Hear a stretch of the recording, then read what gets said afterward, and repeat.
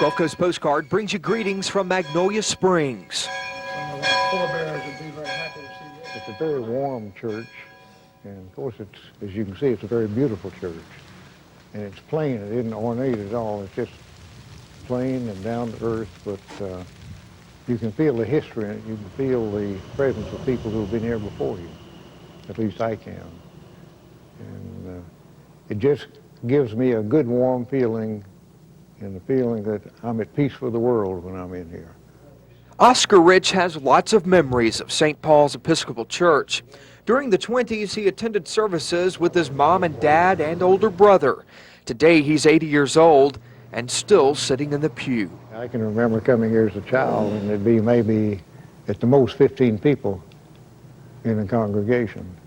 And the minister would have come from Mobile, and he'd spend the day over here. And after services, he'd visit with the different parishioners in their homes.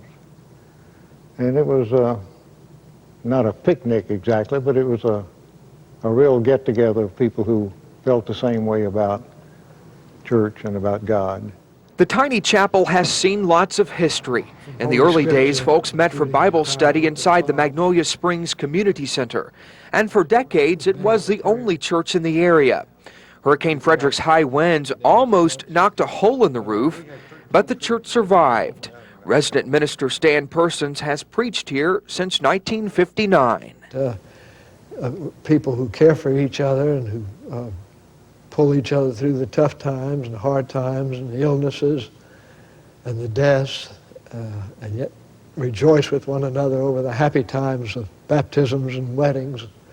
And worship on Sunday is normally a joyful time in a church such as this one. High above the altar, a cross made of magnolia leaves ages with the times. The cross was placed there shortly after the church was built. It's still there today, a lasting memory of beauty and abiding faith. In Magnolia Springs, Don Davis, Action News 10.